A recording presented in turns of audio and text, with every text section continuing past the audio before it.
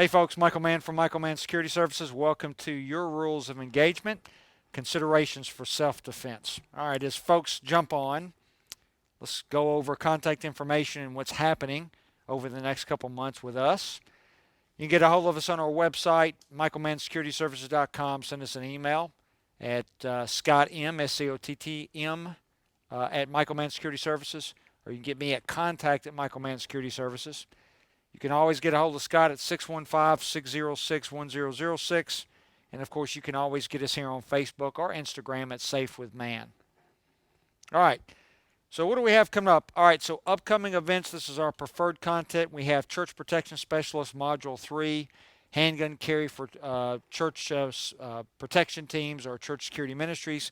That is this Sunday, September the 6th, 1 p.m. to 4:30 p.m. That's a virtual instructor-led training program, so that is online. These folks have already been through Module 1, Module 2, and so this is our fourth or fifth group that have been through the CPF, finished the CPS certification modules, and so they're going to get that final certification. All right, so this is, again, you have to go through 1 and 2, and I think we have this as a private event, if I'm not mistaken, on the webpage because, again, of the requirements. All right, second event coming up, preferred content, the Enhanced Concealed Carry course. That is Friday, September the 11th, 5 p.m. to 9 p.m. in Brentwood, Tennessee, actually at Fellowship Bible Church.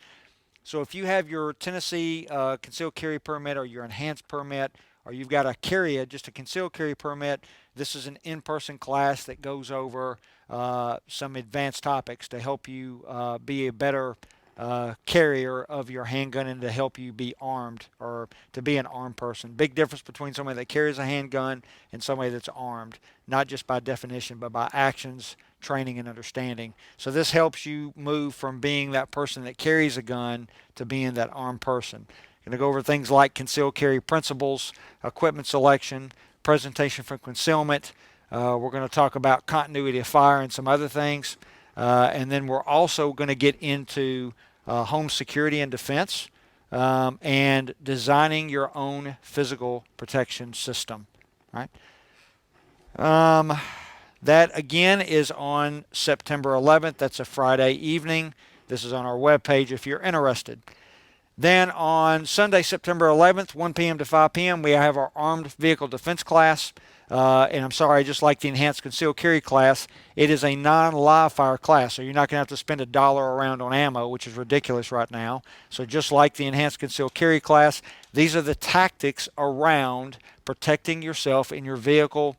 All equipment is supplied, so it's inert weapons, airsoft, and some other things where we do force-on-force exercises and the tactics in and around the car. So how to defend yourself. That's a 4-hour class. That is, again, another physical class. That'll be at Fellowship Bible Church, and that's on September 13th, 1 p.m. to 5 p.m. Lots of stuff crammed into this class to include just situational awareness in and out of the car, how to get the gun out of the holster or out of your holsters while you're in the car without violating those 4 safety rules, manipulating the gun in those concealed spaces or those compact spaces, getting in and out of the car, protecting third parties in the car, movement in and around the car, and de-escalation. So a lot of stuff in this course. All right, so just to make you guys aware, so this is the 1st of September. There are going to be 3 more webinars just like this one. Not content. The content will be different, but if you go to our webinar, our resources on our webpage, and you go to all of our webinars, you go to our YouTube channel, and then you look at all the content. If you started with that today and you actually watched one video or one class a week, it would take you a year to get through this content. And so that's all free content. We've done that all for you guys. There are people that watch us every week. Their churches, the places that they physically protect don't have budgets, and so we've tried to provide a bunch of free content for you guys to be able to be better protectors of your businesses, the people you're protecting, your family, your churches, so on. So we're moving into a preferred content, and preferred content means that there's some sort of a fee for it. Now, we don't do any preferred content that's $300. We don't do that. We don't believe it. But that starts October the 6th. And so understand the rest of this month, we're going to have free webinars with outstanding material for you. I sound like President Trump. It's great. It's going to be wonderful, right? And so, and that's still the case. We're still going to provide free content the rest of this month, but in October, we phase over to this preferred stuff. It won't be every week. You're going to see it once a month. And when we say like preferred, we're not talking about $300. We're talking about $5, $10, $20 for something that's really extravagant. So we appreciate everybody that's been tuning in. Again, we're going to continue to give the free stuff until September. But just because of just volume picking up for us, and now what we're going to have to focus on, this stuff this stuff is going to kind of phase out, and then we're going to give this $5 or provide this $5, $10, $15, $20 content. And the difference between that and what we do now, one, a lot of what we're doing is an overview for me, or maybe it's not for you guys, but I look at a lot of the stuff that we provide now as a good overview for you guys so you understand what it is you need to do. The preferred content is more of a training class and a lot of that stuff that we'll send out. So if it's preferred content, what we're moving into in October, not only is it more of a training class, but also the content is actually given to you folks. So we hope to see you guys in that. That starts on October the 6th, and we're going to start with that with Serving the Church, a primer for security ministries. This will be both a virtual-led training session, and it will also be in person.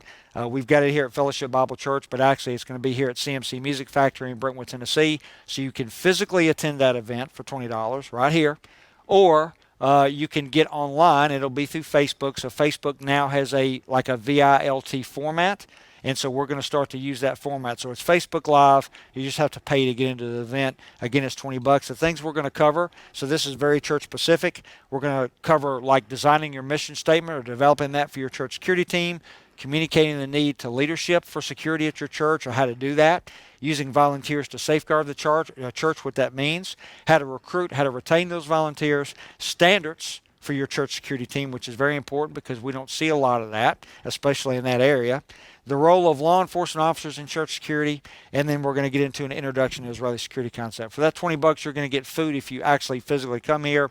So we're going to have dinner that night for you. And then anybody that attends, whether it's online or in person, you're going to get we've got a security plan that we wrote out for churches and ministries, and then you get a copy of that security plan that will be emailed out to you. So for $20, you're going to get a lot of good information. You're going to get fed, and you're also going to get stuff that you walk away with to help develop your security team and your security plan for your church. Okay? All right, everybody should be on now. So let's get into the rules of engagement, what this means. So let's talk about expectations real quick. So these are general guidelines for you. We've got people now from Guatemala. Is that what? So Guatemala, Nigeria, UAE, Slovenia, maybe? I couldn't really, yeah, so there's somewhere. And then we've got people from all over the United States. So we've got a number of different people from different locations that tune in and watch us. So understand what I'm about to go over is a lot of general guidelines for your rules of engagement as a private citizen, a church protector, an executive protection specialist, somebody that does physical security, whatever. So this is not state specific because, again, there's so many people in the audience, so many different locations. It's going to be very general, and I'll go over that with you, okay? So it's not going to be, again, if you're from Alaska, some of your rules in Alaska may be different. This is designed to be general in nature to give you an idea of what this is supposed to look like. We're going to stay here for about 30 to 35 minutes. The longest thing are some of the videos we put in here for you, so to help you, for you visual learners to understand what we're talking about. There's going to be some definitions up front. I'll go over those very quickly. You've heard them before, but for those of you that are on our webinars for the first time, I always want to provide that content so we don't lose you. We're going to talk about assumptions, what that means. We're going to get into rules of engagement, and then I'm going to give you your strategy after we talk about what those rules of engagement look like or the rules around it. Okay? Okay, so let's get into definitions real quick. Hey, deadly force, you guys have heard me talk about this before. Deadly force is any force likely or intended to cause death or serious bodily injury. Okay? Its use is justified only under the most extreme measures when all lesser means have failed or cannot be reasonably employed. So it's a last resort.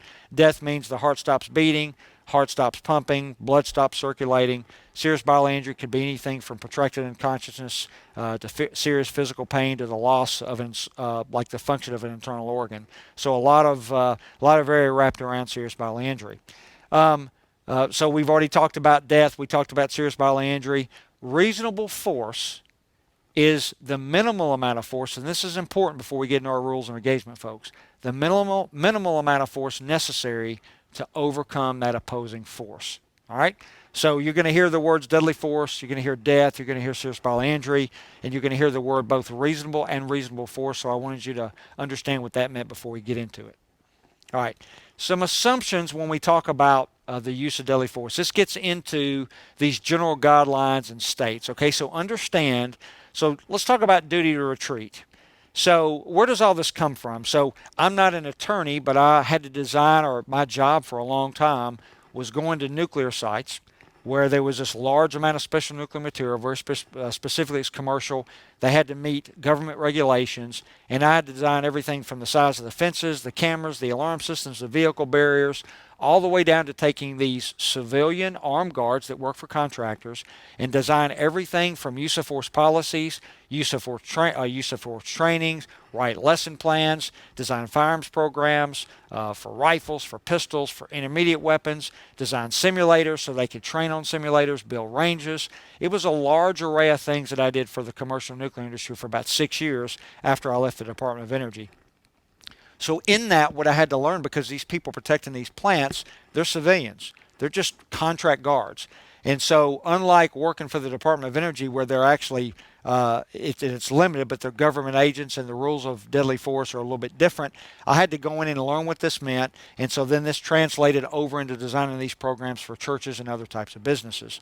So when we start to talk about what this looks like, this is the background for it. I'm not an attorney. I'm just someone that's designed physical protection programs and use of deadly force and use of force programs for civilians for now since 2008. All right, so this is where this is coming from. All right, and all these programs had to be approved by both the Nuclear Regulatory Commission, the U.S. Department of Energy, and the U.S. Department of Homeland Security. So they were approved programs that had to meet all these very strict guidelines. So let's kind of get into where this comes from. So duty to retreat. Before we get into this, so again, there's some assumptions. Like in the state of Tennessee and in some of these other states where I designed use of force programs, there was no duty to retreat. So here's what duty to retreat means. There are some states that before you can use deadly force to protect yourself or someone else, you have to try to get away or avoid the use of deadly force itself. So you have to take some other alternative means before you can actually use deadly force legally. That is not the case in the state of Tennessee. And in a lot of the southern states, it's not the case, but in some states it is. So understand, wherever you are, there may be a duty to retreat, and you need to look at those statutes in your state to understand that as you go through the process of what we talk about today. The castle doctrine. Okay, this comes back from like old common law. The castle doctrine basically is a concept that says, hey, your house or your abode is your castle. People can't come in there and they can't take that from you or try to forcefully come into that location. And if they do, there's a presumption of the law that deadly force is authorized. Now, again, that's a presumption. This could also apply to other areas or protected areas that you own, which can include your vehicle, it can include other dwellings that are in or around your house. So every state does not follow what we used to call the castle doctrine. All right, so again, in some states there's a presumption people force their way in certain locations. Deadly force is authorized. That is not in every state, so you need to pay attention to your state and what your statutes are as you review the material that we're going to give you today. Display of a weapon.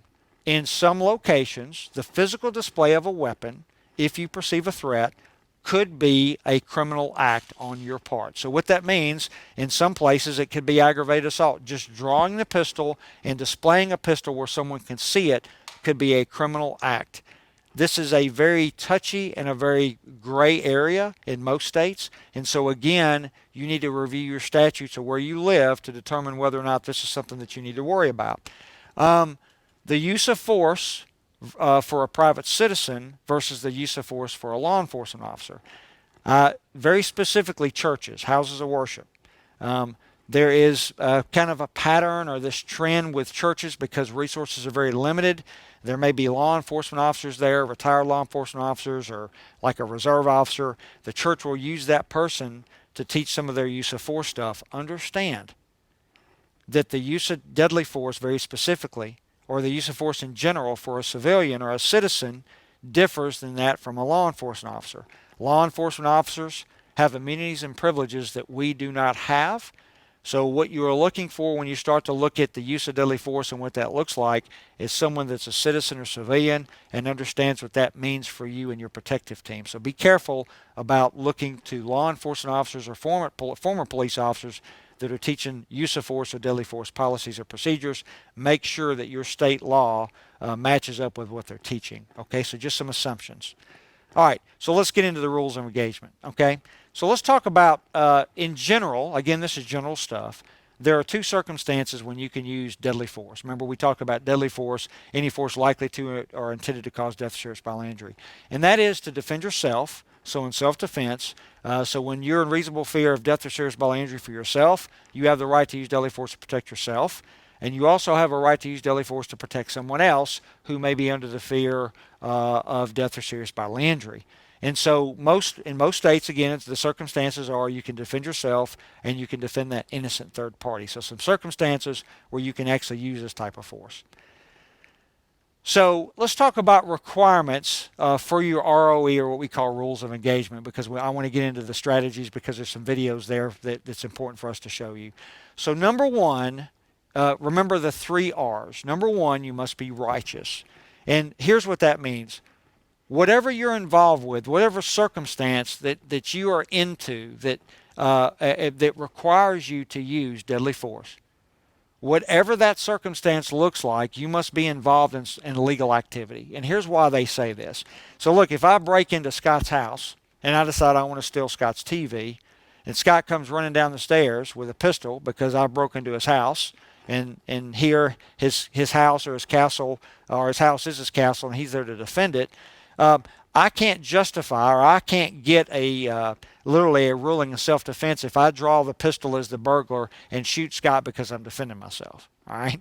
So that's a good example of why we talk about this, why you need to think about whatever situation you're in that requires you to use deadly force, what you're doing before, what you're doing during, and then, of course, immediately after that event, that activity needs to be legal. So it's a place where you belong, or you can be, and whatever you're doing, whatever activities need to be legal. Okay?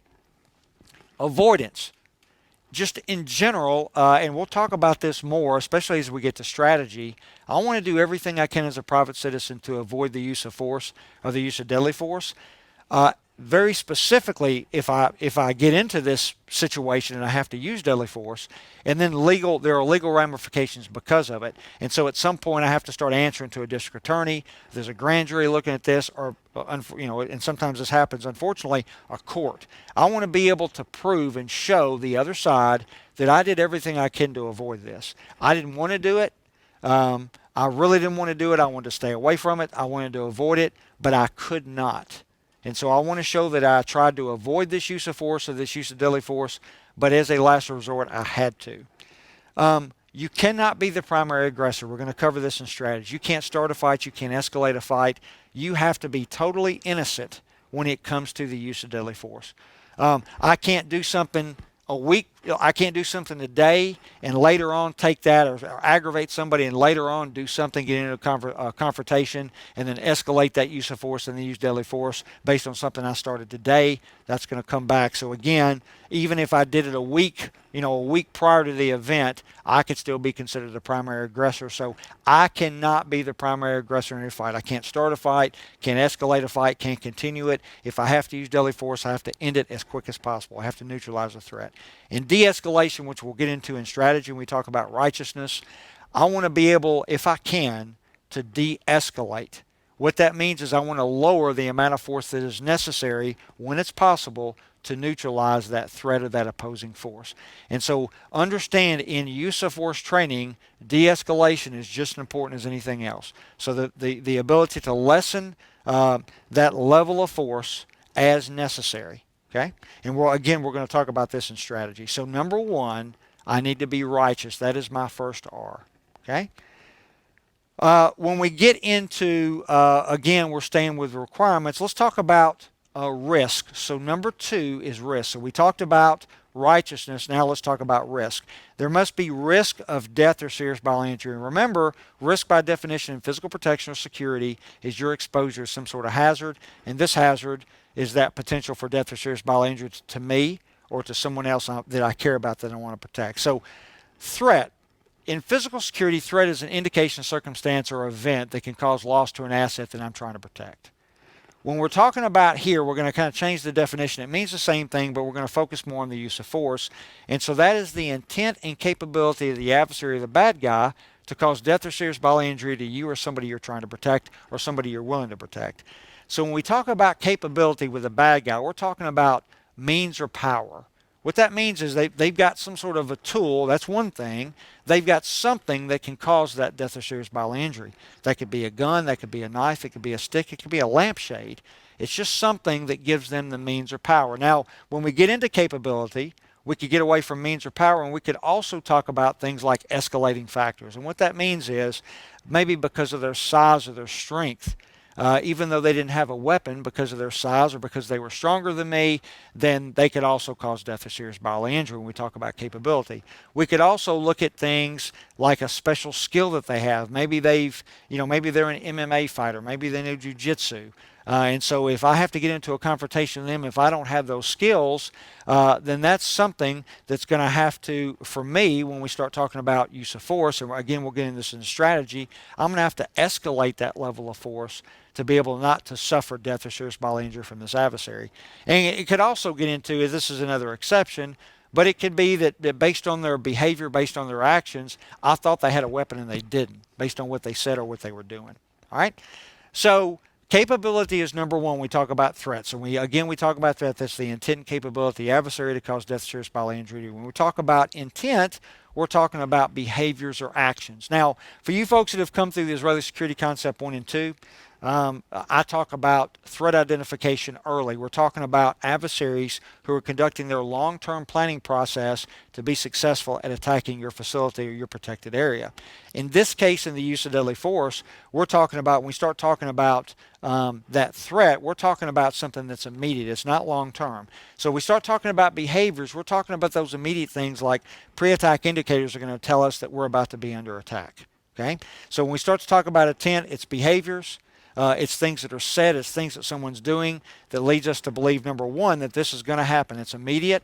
And number two, it's based on the behaviors and those actions that they're actually conducting at the time or right before the attack occurs. Okay? Again, when we talk about immediate, we're talking about this thing is going to happen right now. It's immediate. It's going to happen. And I have the ability to actually articulate that, which means I'm going to have to explain it. Now, understand if you use force, and we talked about this a couple weeks ago, if you use force as a citizen, basically somebody has to be breaking the law. It means the adversary's got to be breaking the law basically before you use force to protect yourself. So someone's going to show up, the police, and you're going to have to articulate to someone what has happened. And remember, like that police officer that shows up doesn't have a PhD in like the use of force. They're probably not an attorney, or they wouldn't be in a uniform driving around in a patrol car, okay, or unless there's a problem. And so more likely what that means, they can't practice law anyway. And so you're going to have to explain something to someone at some point. It may not be that uniformed officer, but it might be a detective. So when we start to talk about explaining what you've done, you're going to have to remember what's happened. So we've talked about this before. With that articulation, it's always better if you have someone that can explain that for you, and that gets into prepaid legal. There are a number of prepaid legal services that you can use, and I suggest that you get online and you research those. They start at everything from $10 a month, and they go up to, what is this, Scott, like 70 for like the gold standard or whatever? Yeah, for platinum or whatever. So just to understand, articulation is going to be part of this risk process. When there's a risk of death or serious bodily injury, we talk very specifically about threat, we talk about intent, we talk about capability, we talk about this thing as immediate, it's an impending action, it's happening, and we talk about articulation. You're going to have to explain what you have done, okay, based on that risk or that exposure to that hazard. Okay, here just very quickly is a video. I don't know if I've showed some of this to you or not. If you guys have come, if you're coming to us and you've had our handgun classes or pistol classes or any of our weapons classes, you've probably seen this already. This happened a couple years ago in Florida, where there is a stand your ground law. There, they don't have to retreat. There's no requirement to retreat use of force. And so what happened? Quick story.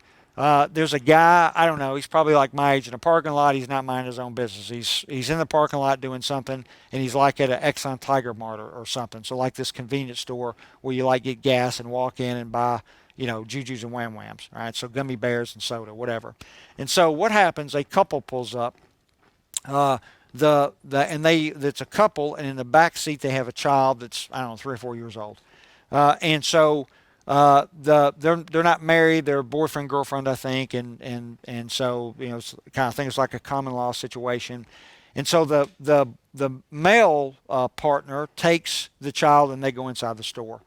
Now this woman is parked in a disabled parking space. She is not disabled. And this guy that's in the parking lot, not minding his own business, decides to go up and say something to her.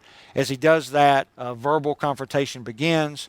The guy, the boyfriend's inside the store, looks at it. He sees the confrontation. He comes outside. Now, this all happens in a hurry. The child is still inside. He comes outside of the store. He assaults the guy that goes up to his girlfriend and starts to ask, why you parked in a disabled parking space. It hurts this gentleman that is assaulted. You're going to see it in just a second. I'm just going to show you just a short clip of this so you can understand when we start talking about risk and things being imminent, how fast things change. So the guy that does the assaulting, this boyfriend, is younger. He's stronger. We're talking about escalating factors than this older guy that confronted the girlfriend. Now, the guy that confronted the girlfriend did not do anything illegal.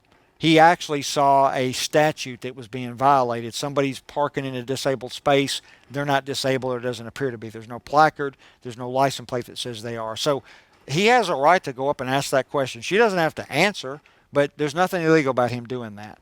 So he comes out. The young guy comes out, the boyfriend. He assaults this guy. Pushes him down so hard, you're going to see in just a second. He's knocked to the pavement, and it hurts him. You can tell as he falls. The victim now, who's on the ground, who's been assaulted, pulls a handgun. Remember the state of Florida, there's no requirement to retreat. You guys have probably seen this case and a couple other cases before.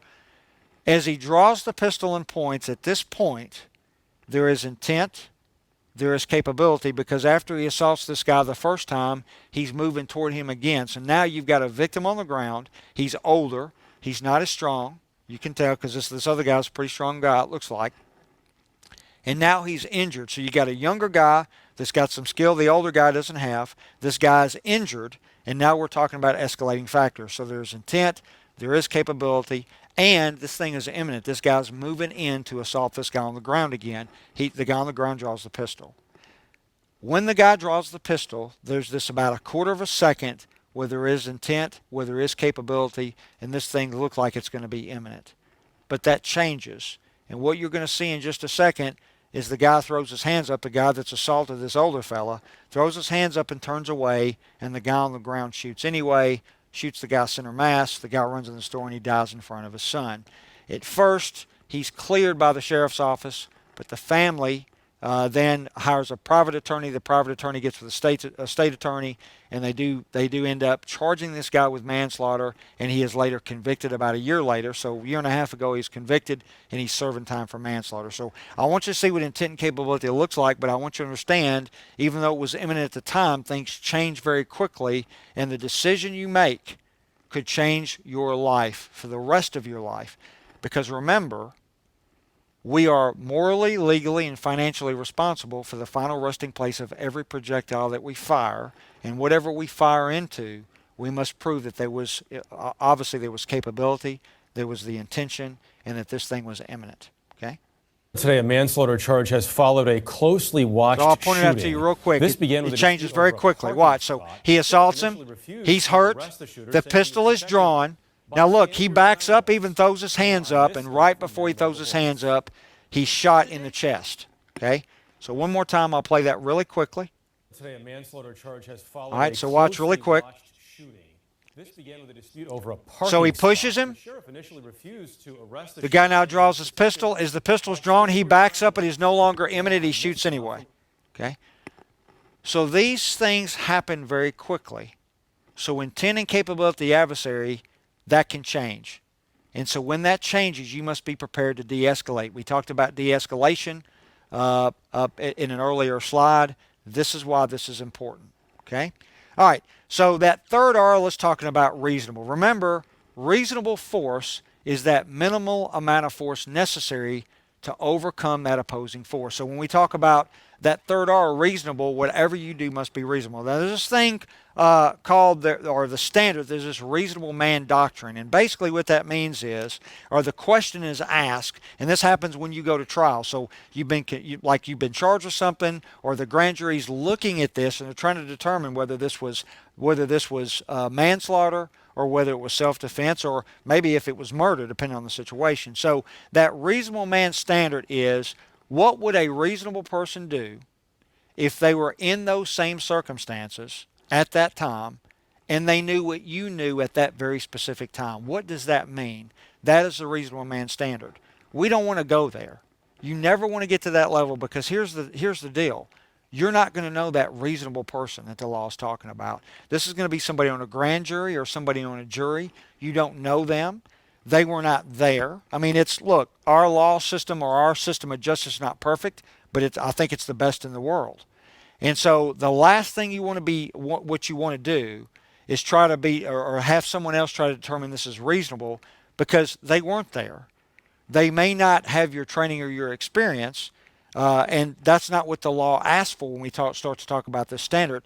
The only thing it's asking for is, hey, this person that's on this grand jury or this jury is reasonable because they've been selected, and based on the circumstances, if they were there, what would they do based on the information that you had at that time during the event? So if I can, I want to stay away from that. Okay? So again, when we talk about reasonable, any force that you use must be reasonable. And if it's ever going to be judged or validated, it's going to be judged or validated by someone else that you do not know, and you will not control that. Okay? All right. So let's get into strategy real quick. Okay? So first, and I hate to use the word combat mindset, but I want to explain what this is. We must have the mindset before you do this. This gets into, number one, understanding our threat. Number two, being ready for it. Being just understanding that it could happen. So not living in condition white, which we've talked about before, okay? And then being ready to do it and having the skill to actually respond to the threat and neutralize it if possible, or if needed or required. And so this is the difference between somebody that's armed, so somebody that's trained and understands the responsibility, and somebody that just carries a gun. There's a lot of people that just carry guns, folks. They're not prepared to do this. So here's the combat mindset, and this is a definition from Colonel Jeff Cooper. Combat mindset is the state of mind that ensures victory in a fight. It is composed of awareness, or situational awareness, I know what's going on, anticipation, so look, I don't know if this is ever going to happen, but it might, and coolness. And coolness doesn't mean I have a leather jacket on like Fonzie, and I think I'm cool because I got a pistol I can shoot. It means when it happens and I must respond, because I practice this over and over and over in dry practice, in my living or on the gun range, in a tactics course like enhanced concealed carry or armed vehicle defense. And in my mind, I've played this over because I've anticipated this could happen. I'm going to be able to do this, perform this as a reasonable person. And above all, it's all about self-restraint. So it's not just about awareness, anticipation, and coolness, but above all, it's about self-restraint. That is combat mindset. This is the mindset of the armed person. And so we're situationally aware. We're going to try to avoid this situation because it's also made up of avoidance. We're going to anticipate this could happen at any time, or we're going to be ready for it. We're going to be cool when it happens. We're going to do what's necessary to protect ourselves or someone else. And we are going to practice self-restraint, which gets into de-escalation. All right? So, first part of that strategy, combat mindset. If you look it up, that's Colonel Cooper's definition, not mine. I'm sure it's probably all over the internet somewhere. I've just got all Colonel Cooper's books. I've read them all 4 or 5 times, and so I've pretty much, taken a photograph of all his stuff. Have an alternate form or an alternative to deadly force. So I call this the hammer concept. You guys have all heard the saying, hey, if the only tool that you have in your toolbox is a hammer, everything looks like a nail. Well, that's the same thing with a gun, folks. The gun is secondary. Fighting, 95% of fighting is up here. Guns do not stop violence. They respond to violence. It's a tool. So have an alternative to deadly force, because deadly force may not be what is required. For the majority of us, if we ever have to use force, it's probably not going to be deadly force. It's just going to be the use of force. So it's going to be our hands, the use of an impact weapon, maybe just verbal, maybe just some sort of verbal compliance to tell somebody to stop. So I want to stay away from the hammer concept. Have some other tools. Have something that's an alternative to use of deadly force. Remember, the minimum amount of force necessary to overcome that opposing force, it has to be reasonable. And again, I can't say this enough, de-escalation. I'm going to show this video here in just a second. Some of you guys have already seen this, and ladies. This is of a guard in Los Angeles, California, protecting a Jewish school. A person shows up on property, not supposed to be there. The guard needed to act, but I think the only tool that the guard had in his toolbox at the time was a pistol. So he draws the pistol, like in a low-ready position, and I think what happened, he has a negligent discharge. And so because there was no other tools, or appears there was no other tools, he draws a tool that he shouldn't have. Because of negligence, there's a discharge, and then there's a skip fire, and it ends up or like a ricochet, and it hits this innocent person who wasn't supposed to be on the property or there, or near there. I mean, they really didn't have a need to be there, but it hits this person because of negligence, and this guard is charged with aggravated assault. Okay?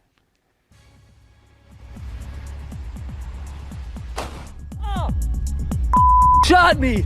This was the startling moment a YouTuber whose channel name is Furry Potato was shot in the leg. Shot me! And that, he's put his pistol up now, or it's back behind him. So he escalated to a level of force that was not necessary, because it looks like the only tool he had in his toolbox was a hammer. During the incident, we did try to keep the girls calm, and the building was placed on lockdown. The school's principal says... All right. So again, that was just a quick video. Again, it's always good to have an alternative to deadly force, because most of us aren't going to have to escalate to deadly force. It's going to be some non-deadly force or use of non-deadly force. Our hands, an intermediate weapon, whatever. Use of force continuum, I've talked about this. The use of force continuum is a guideline that you can use as a standard that provides you with an idea of the amount of force that you can use in any given situation. Private citizens, if we're going to carry pistols and intermediate weapons, we need to have a use of force continuum. The use of force continuum for a police officer is going to differ from our use of force continuum. Okay? There's going to be some added steps for us, and especially as protectors, there's some elements of that use of force protection that actually provide that prevention piece, that prevention and deterrence piece that is not going to be in a police officer's use of force continuum, because they're not there to prevent or protect anybody. They are responding under law and just by the nature of their training. So use of force continuum, especially folks protecting houses of worship, you need to have one, and it's going to be different than the police officer's use of force continuum. All right? Psychological stop is our goal. There are two types of stops. So about 6 times a year, I've told a lot of you folks this, like I don't shoot a lot of live ammo. I do a bunch of dry practice. But 5 or 6 times a year, I go to a few trusted individuals that I've been around for a long time. They're old guys. They're older than I am. They've been around the modern technique for many, many, many years. And so I go to those folks, and 5 or 6 times a year, I spend 1, 2, 3, 4 days, and I just run whatever the class is, and they watch me to make sure I'm doing the right thing. One of those trainers talks about I think some of the best stuff that we get is some of the classroom stuff he teaches, not the range stuff. The range stuff is great too. But in this classroom stuff, he talks about stops, like neutralizing a threat. And there are two. There's a psychological stop, and there's actually a physical stop. The psychological stop is we're going to psychologically impact the motivation of the adversary to attack us. Okay? I'd like to stay with that. So you folks, again, that have been through ISC or Israeli security concept, we've talked about that psychological stop and how we use that in prevention, very specifically how the Israelis use it and how we use that here. The physical stop is when you have to use deadly force or some other type of force to stop that threat. Here's the problem with that. Number one, there's going to be a legal implications. There could be, so ramifications for using that type of force. And number two, that deadly force may not work. 83% or more than 83% of people shot with handguns survive. Most of you guys saw a video last week of a 17-year-old kid in Kenosha. I think he killed, two protesters that were attacking him, but he injured the other. He shot one of the protesters in the arm, and it looked like it blew his bicep out. but the protester's still there holding a pistol. It didn't stop him, okay? So the force that you're using, even deadly force, very specifically when you start talking about intent and capability, I mean, with both, like we talk about distance, okay? Very specifically, we're talking about opportunity here. Most of the time, this is close up. And based on the weapon system we have, it may not stop the threat. So a physical stop is very undesirable, very specifically because of the legal ramifications that could result, and because it may not work. So this is a video of a person that had been running around town with a knife. A police officer, a female officer, stops this person. Person gets out with the knife, taunts the police officer, charges the police officer. You're going to see this first thing on her body cam, and you're going to see another view of it. She shoots this suspect numerous times with a pistol, but because of the close-up distance, because a handgun round's a piece of crap, but it's what we carry because we can conceal it, and legally that's what we can carry. And so this may not work. Physical stops may not work in the time that is required to actually neutralize the threat. So we may still be in danger. Okay? Perfect example right here. Whoops, sorry about that.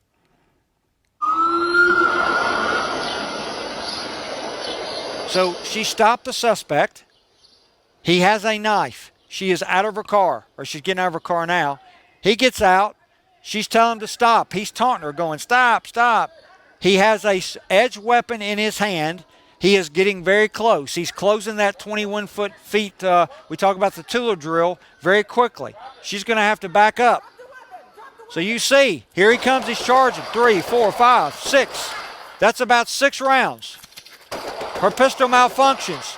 She shoots 4 or 5 more times. He finally goes down. That is a number of rounds.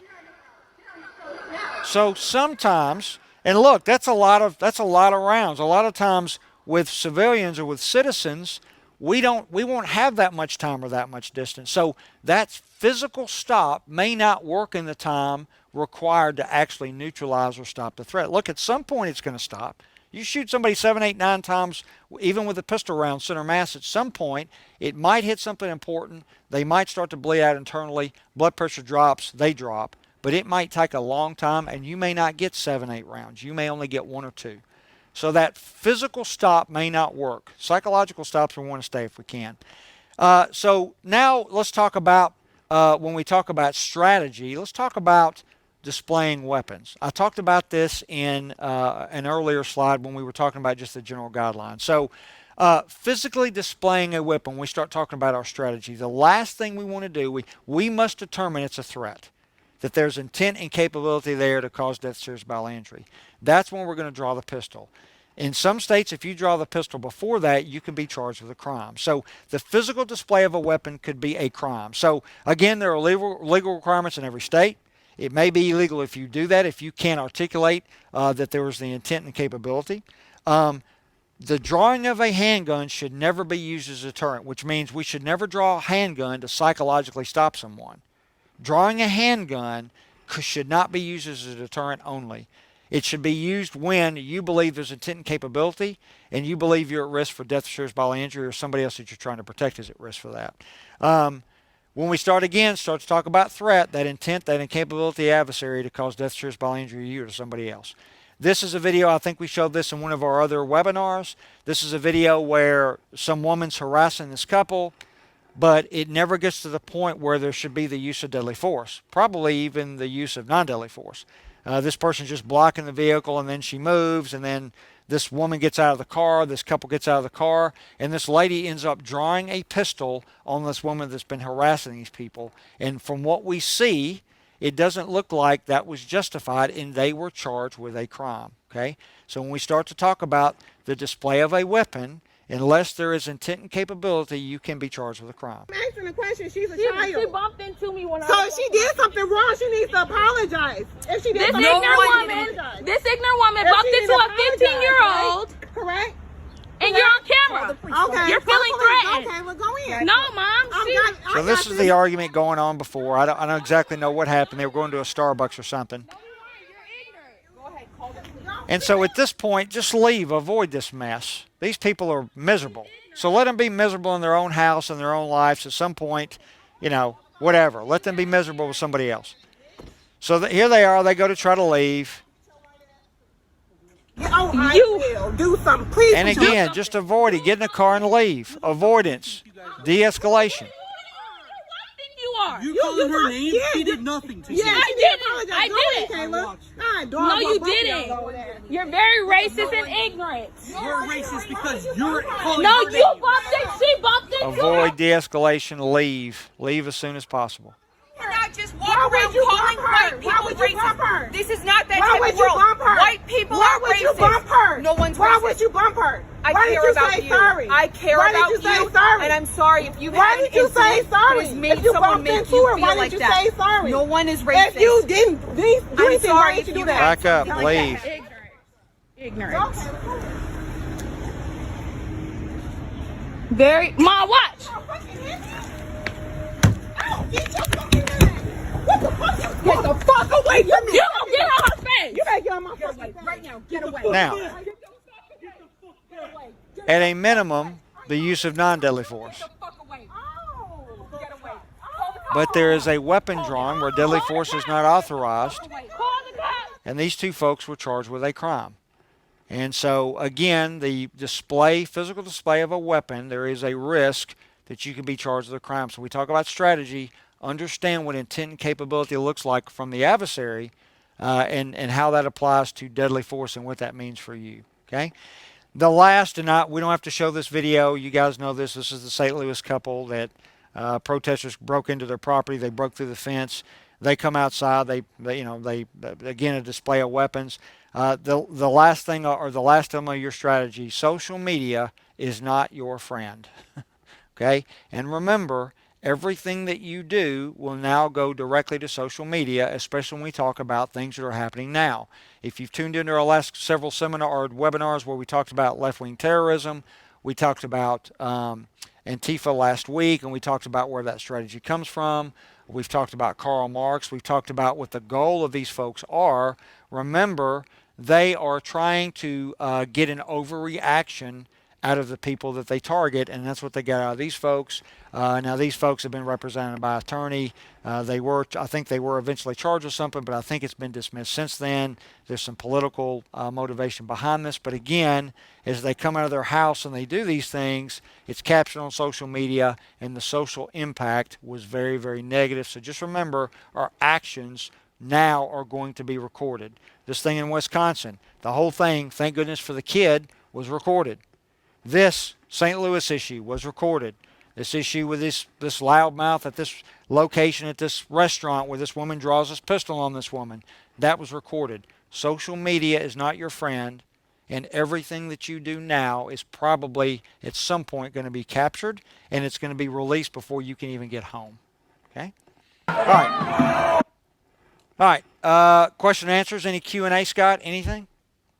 Great. Perfect. Hey, thanks for joining us. Remember, we still got several webinars we're going to push out. Those are free. We're going to continue to send those out. Watch our Eventbrite page. Watch our Facebook page. You're going to see those.